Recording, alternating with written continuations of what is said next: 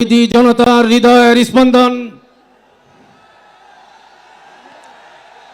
এ পর্যায়ে বক্তব্য রাখবেন বাংলাদেশ খেলাফত মজলিসের সংগ্রামী আমির, কারা নির্যাতিত মজলুম সিপাহসালার শাইখুল হাদিস ইবনে শাইখুল হাদিস হযরত মাওলানা মামুনুল হক দামাত বারাকাতুহু। তাকবীর, নারায়ে তাকবীর। কাফের কাফের কাফের কাফের। আসসালামু আলাইকুম ওয়া রাহমাতুল্লাহ।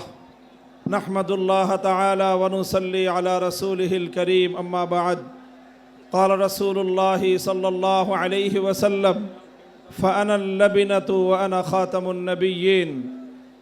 সম্মিলিত খতমে নবুয়ত পরিষদের উদ্যোগে আয়োজিত আজকের এই খতমে নবুয়ত মহাসম্মেলনে উপস্থিত সংগ্রামী সভাপতি, উপস্থিত বিশ্ব উম্মতে মুসলিমার বরেণ্য ওলামায়ে কেরাম, সমবেত নবী প্রেমিক তাওহীদি জনতার এই বিশাল বাঁধ ভাঙ্গা জনস্রোত এবং জনসমুদ্র, আমরা বলতে চাই পরিষ্কার ভাষায়, আল্লাহ পাক রব্বুল ইজ্জত নবুয়তের যেই প্রাসাদকে পূর্ণ করেছেন, সেই প্রাসাদের সর্বশেষ সুমহান অংশ এবং তার ঈদ বলে মুহাম্মদ সাল্লাল্লাহু আলাইহি ওয়াসাল্লাম নিজেকে ঘোষণা করেছেন।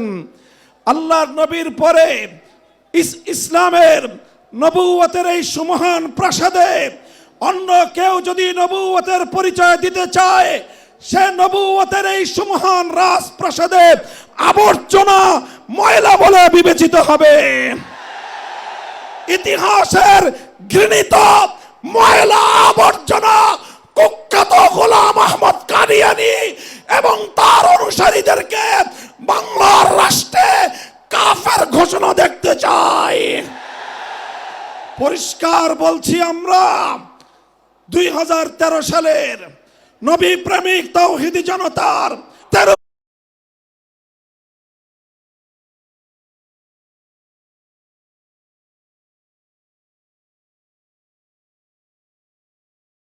পর 24-এর যে বিপ্লব প্রতিষ্ঠিত হয়ে কাদিয়ানীরা অমুসলিম।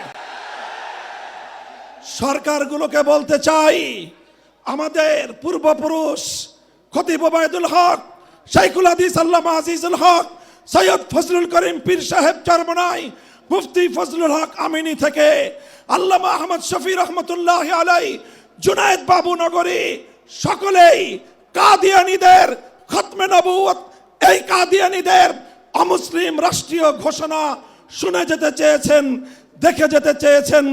দুঃখ এবং পরিতাপের বিষয়, বাংলাদেশের সরকারগুলো এই কথা রক্ষা করতে পারে নাই। আমাদের আমির হেফাজত আল্লামা মুহিবুল্লাহ বাবু নগরী হায়াতে আছেন, তার নেতৃত্বে পীর সাহেব মধুপুর যে ডাক তুলেছেন, এবার কাদিয়ানীদের অমুসলিম ঘোষণার দাবি আদায় করার জন্য যদি প্রয়োজন হয় আবার 5ই মের মতো ঢাকা অবরোধ করতে হবে, ঢাকা অবরোধ করতে হবে।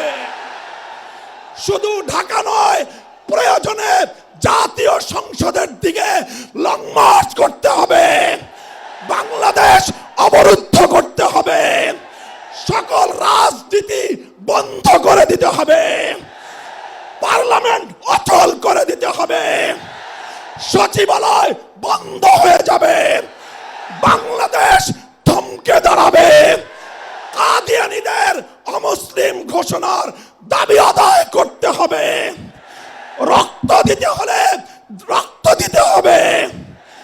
জীবন দেওয়ার জন্য, খতমে নবুয়তের দাবি আদায়ের জন্য মাথায় কাফনের কাপড় বেঁধে শহীদ ঈদগাহে যেতে কারা প্রস্তুত? কারা প্রস্তুত? ইনশাআল্লাহ এ দাবি আদায় হবে।